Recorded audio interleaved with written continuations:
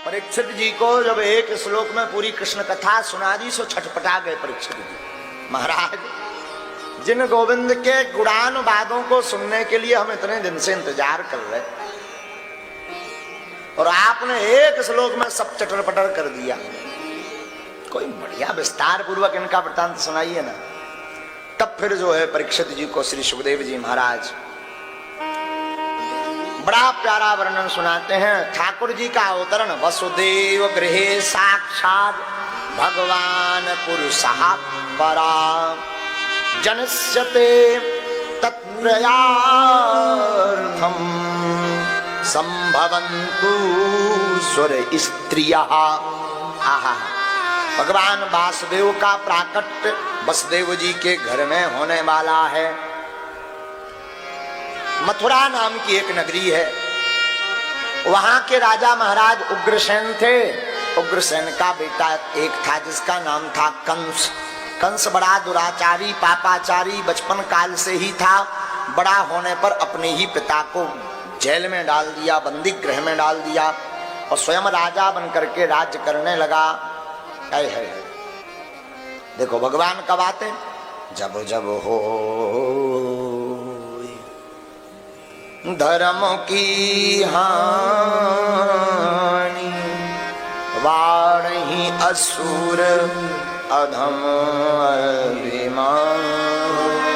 भगवान तब आते जब अधर्म बढ़ जाता, धर्म की स्थापना करने सरकार पधारते हैं।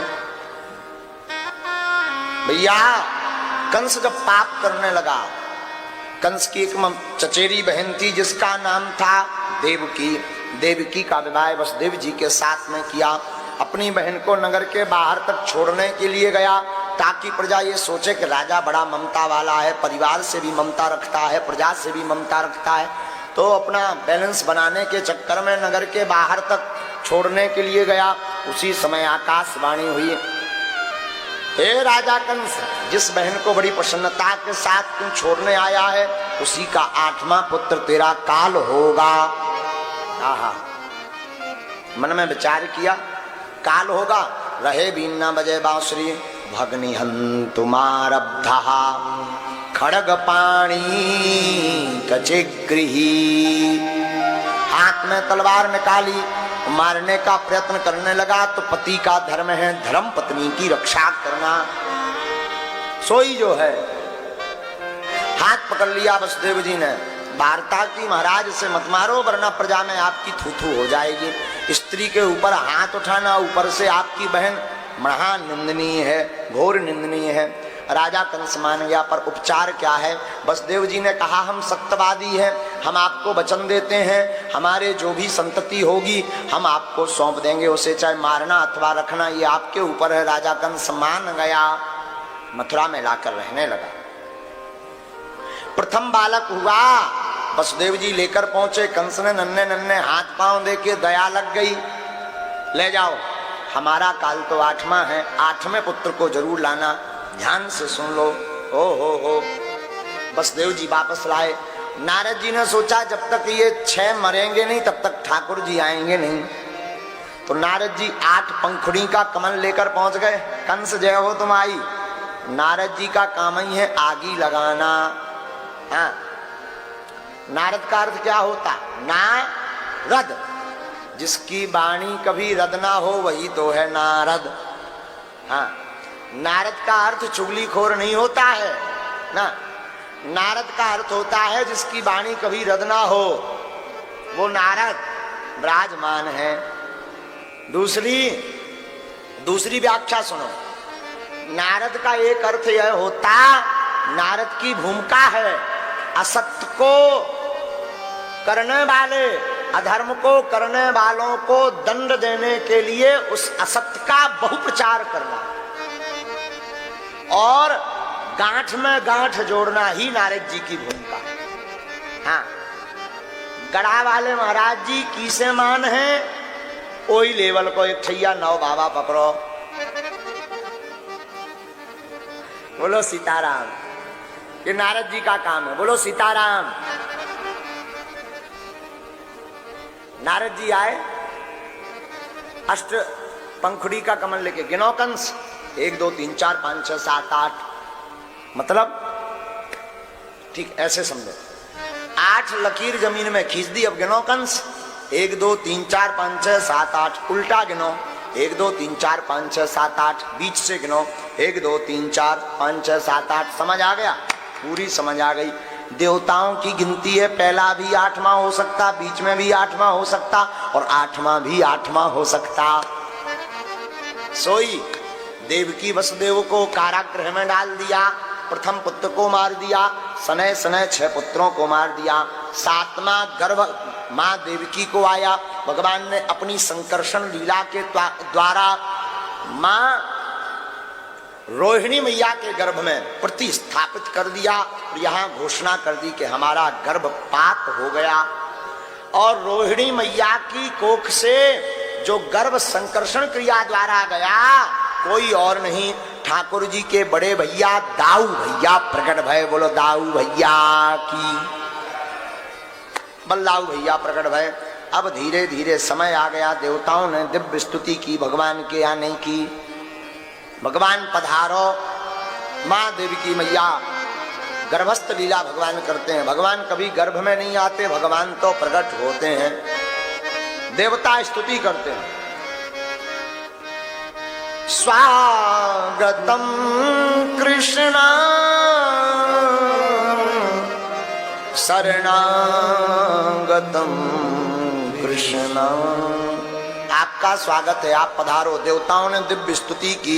सत्यव्रतम सत्य परम त्रिसत्यम सत्यस्य योनिम निहितम च सत्ये सत्यस्य सत्यमृत सत्य नेत्रम सत्यात्मकं त्वां शरणं प्रपन्नः।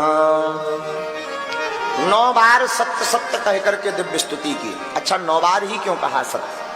8 बार कहते, 10 बार कहते, 7 बार कहते। 9 बार सत्य सत्य इसलिए कहा क्योंकि 9 का अंक है पूर्ण। कैसे? ऐसे समझो, 9 का पहाड़ा किस किस को आता है? पढ़ो। 9 दूनी 8 और 1, 9 तिया 7 और 2, 9 चौको 3 और 6, 9 पंचे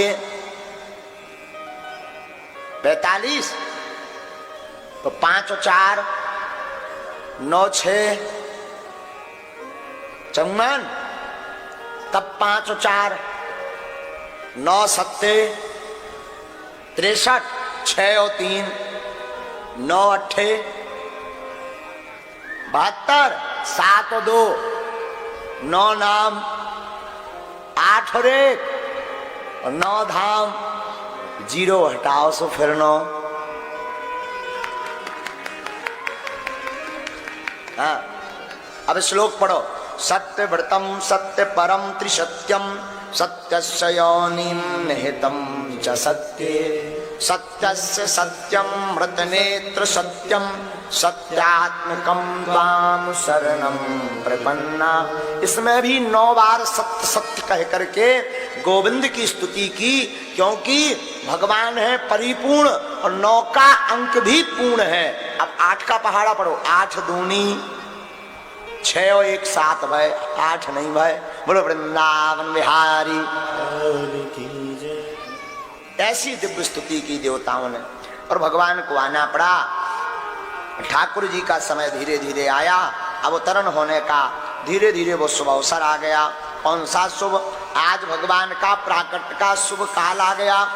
अरे भैया, वो समय आ गया कि काल का हृदय भी कांप जाए। लेकिन ठाकुर जी के आने पर आज काल भी काला परम शोभना, काल भी बड़ा शोभायमान दे रहा। रात्रि बड़ी शोभायमान हो गई। वनचर थलचर सब आनंद में जय जयकार करने लगे। भादों का महीना आया, कृष्ण पक्ष आया। कृष्ण पक्ष में अष्टमी तिथि आई। अष्टमी तिथि में बुधवार का दिन आया। रोहिणी नक्षत्र लग गया, हर्षण योग लग गया, बबकरण लग गया और भगवान के अवतरण होने का शुभ समय आया। शीतल मंद सुगंध बयार हवा चलने लगी। पुष्प रात्रि में भी खिल गए, मेघ गर्जना करने लगे। सत्यव्रतम सत्य परम सत्यम सत्यस्य योनिं निहितं च सत्य सत्यस्य सत्यम नेत्रम सत्यात्मकं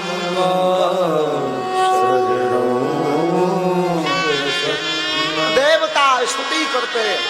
अमा देवी की सरकार उनके गर्भ से, भगवान तो कभी जन्म लेते ही नहीं, भगवान तो प्रकट होते, पर गर्भ की लीला भगवान कर रहे हैं।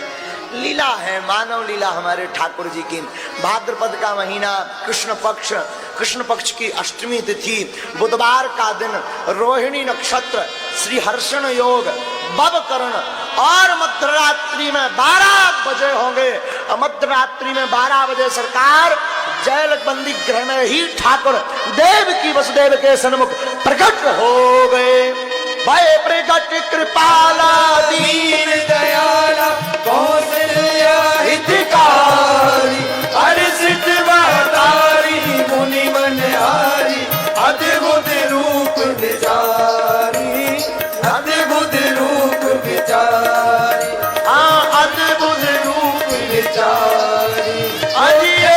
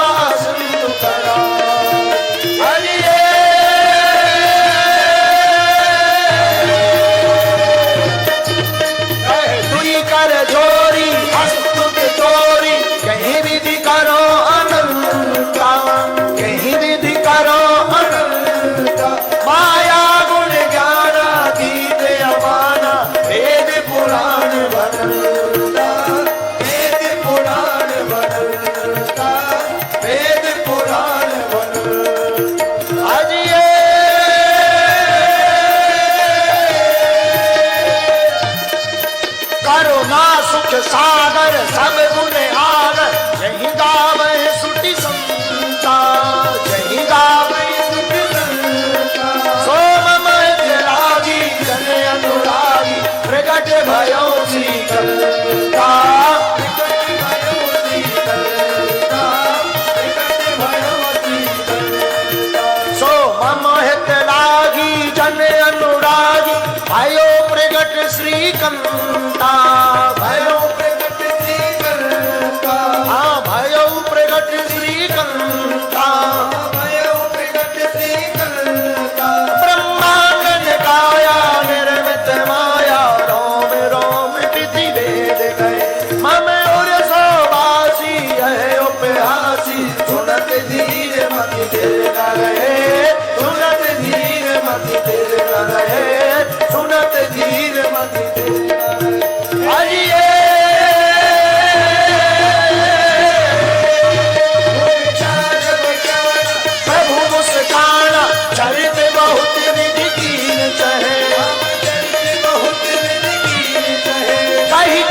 सुहाई मातु बुझाई, यही प्रकार सुख प्रेम रहे, हाँ यही प्रकार सुख प्रेम रहे। आइए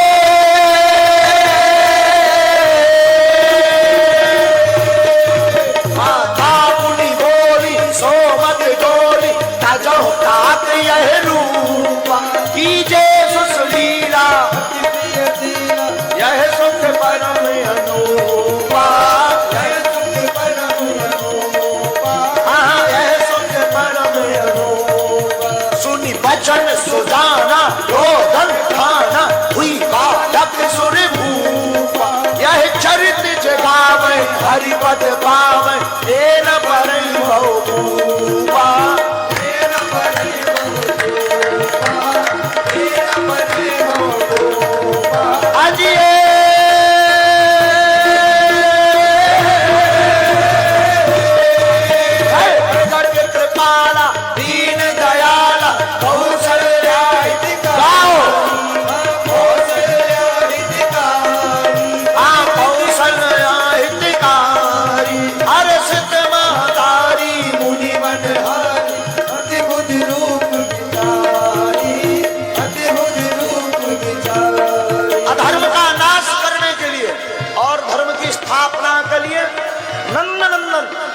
यशोदानंदन, देवकी नंदन, भगवान युगल सरकार, माधव, गोविंद, मुरारी, मोहन, चितचोर, माखन चोर, गिरवरधारी, जगन्नाथ प्रभु, द्वारकाधीश,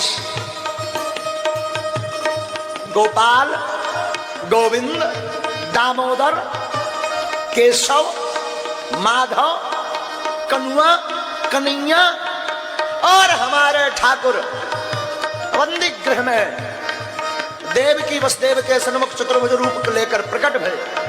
पूरी बात ठाकुर जी पहले ही बता चुके थे, भगवान ने पूरी बात बताई। यहां से हमें गोकुल ले जाओ और गोकुल ले जा करके गोकुल में हमें छोड़ो। और बाबा नंद, ये वसुदेव जी ने वैसे ही किया, नंद बाबा के घर पर ठाकुर जी को छोड़ा। वहां से लाली को लेकर के आए, कंस के पास आए, बेड़ियां खुल गई थी, पहरेदार सो गए थे। जमुना मैया के यहाँ पर पाद प्रक्षालन करते हुए ठाकुर जी गए थे। लाली को लेकर के वसुदेव जी आए, कंस के हाथ से छूटी, ऊपर भगवती का रूप धारण करके लाली कहती है, भगवती कहती है, कंस तू मुझे क्या मारता, तेरा मारने वाला तो पहले ही अवतार ले चुका। कंस चौंक जाता।